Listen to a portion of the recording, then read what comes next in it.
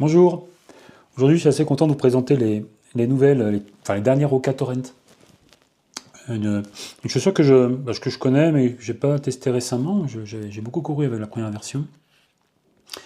J'ai pas couru avec la 2 ni la 3. La 2 je crois que c'était assez proche, la 3 c'est lui assez peu aussi. Mais la toute nouvelle, la Torrent 4, il me semble, évolue pas mal. En tout cas au niveau du look et probablement aussi au niveau techno. Je prends le temps de vous la montrer de près.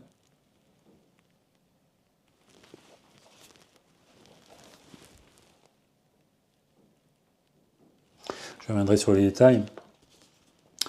La Hoka Torrent, elle se positionne, alors, pour ceux qui ne connaissent pas la gamme Hoka, mais entre deux chaussures, la Zinal. La Zinal et la Speedgoat. La Zinal, le modèle le plus racé chez Hoka. Il faut que je fasse un test d'ailleurs de celle-là. Enfin, j'ai déjà testé, mais pas en vidéo. En tout cas, voilà, faire une vidéo de présentation du produit, peut-être même d'ailleurs la comparer avec la concurrence. Hoka Zinal, modèle racé pour les courtes distances, très léger, avec une petite guêtre. Et là, celle-là, je l'ai présentée en vidéo, la Speedgoat, évidemment iconique de chez Hoka, qui a un peu évolué récemment d'ailleurs, qui ressemble plus à une chaussure d'ultra, plus rigide, beaucoup plus stable que les premières éditions, Speedgoat 6. La Torrent 4, c'est une chaussure intermédiaire. Il y a quelques années, ça aurait été une chaussure très amortie, très confortable, type ultra. On sait que les gammes, les modèles, enfin les marques ont évolué vers quelque chose de, disons, typologie de chaussure avec beaucoup plus de semelles et d'amorti. Ici, on a de l'EVA qui ressemble pas mal à ce qu'on a sur la Speedgoat. On n'a pas, à part sur la Tectonix 3 qui est là, oui là-haut, on n'a pas de mousse Peba ou super critique chez Hoka, c'est toujours que de VA compressé. Ça évolue toujours, hein. Ça évolue évidemment avec le temps, hein. C'est de plus en plus moelleux et confortable, amorti. Je présente un petit peu de près ce qu'on a.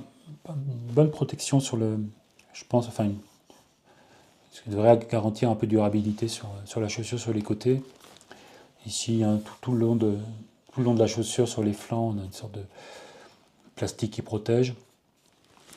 Le tissu est assez fin, assez mince, ça ressemble un peu à ce qu'on a sur la Speedgoat, mais en plus léger, j'ai l'impression. Alors le poids de la chaussure, c'était une des qualités que j'appréciais, enfin une caractéristique que j'appréciais sur la première version. La chaussure est légère, j'ai 250 grammes de mémoire. 252 grammes.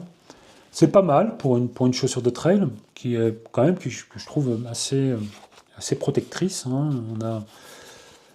On a un bon talon. Alors à l'arrière ici, chez Hoka, ils aiment bien mettre une petite languette je sais pas, pour tirer, pour chausser.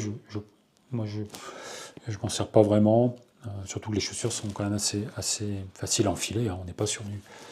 Alors peut-être effectivement aussi sur la Zinal, c'est un usage, parce qu'il y a un intérêt, parce qu'avec le chausson, c'est un peu fit.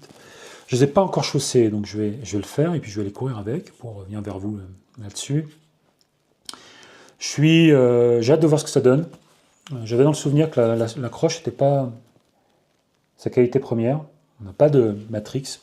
Ça justifie aussi le prix de la chaussure, alors vous allez me dire encore, ouais, c'est super cher, mais aujourd'hui, en entrée de gamme, on est à 130-140 euros chez à peu près toutes les marques, sauf chez Evadict, ou éventuellement sur des produits qui sont volontairement moins chers pour la grande distrib, mais ici, 140 euros sur la Torrent 4. Moi, j'ai la chance de recevoir les produits, hein. C'est Hoka qui me l'a envoyé, et puis je peux tester si j'ai envie de courir avec ce qui se fait de mieux, et puis les chaussures à 200-250 euros. Je sais que c'est pas ça qui va faire que vous allez mieux courir ou être plus performant. Avec une chaussure comme celle-là, je pense qu'il y a vraiment des choses à faire. Et on choisit d'ailleurs les modèles haut de gamme, nous en tout cas, mais les élites aussi, pour se faire plaisir et pour voilà, s'assurer qu'on a vraiment ce qu'il y a de mieux. Et puis à la marge, éventuellement on pourra en tirer quelques gains. Mais je pense que, alors peut-être que je m'avance, mais je ne les ai pas encore testés. Hein. Mais je pense que c'est potentiellement une bonne option. Surtout que moi je trouve que la Speedgoat a un petit peu décalé la gamme vers de l'ultra ou vraiment du gros confort, de la grosse stabilité. Là, on a peut-être une chaussure. Bon, on va voir ce que ça va donner sur le terrain, hein, parce que peut-être que je m'avance un peu. En tout cas, je suis content d'avoir récupéré ces Torrent 4.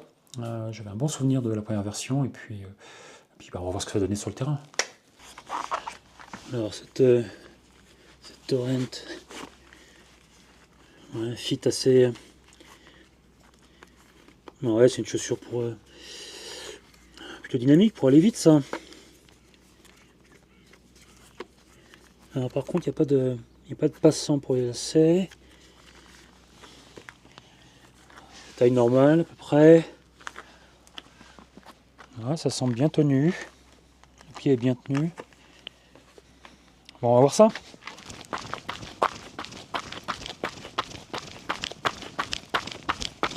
Première sensation, très positive. Je n'avais pas ce souvenir là des premières versions des chaussures. C'est Torrent. Stable. Fit, alors je disais fit tout à l'heure, mais pas tant que ça en fait, ça va. Les orteils ont la place, je peux les bouger. J'ai oublié ce que c'était une chaussure un peu basse, stable on va dire. Enfin pas stable, basse. Parce qu'on peut avoir des chaussures avec un stag important tout en étant stable. Mais ici le pied est bien calé. Avec ces petits renforts sur les côtés, là ça bouge pas. Alors ça reste des chaussures assez amorties, hein.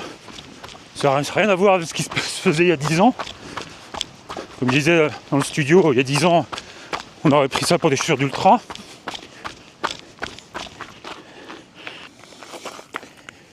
Alors souvent, maintenant dans les chaussures, la semelle elle remonte un petit peu sur les côtés, ce qui a pour effet de caler. C'est une mousse qui me semblait un peu assez molle, enfin, mais pas tant que ça finalement, parce que je bouge pas quoi, je suis vraiment calé. Alors évidemment, il faut vraiment y aller pour basculer, mais là je trouve ça pas mal du tout en fait. Je peux bouger les orteils, ça taille bien. Là j'ai toujours moyen de, comme d'habitude, hein, de mieux serrer. Des bonnes sensations, assez ludiques comme chaussure. Vraiment une bonne surprise, je suis content. Surtout qu'à ce prix-là, 140 €, c'est quand même pas.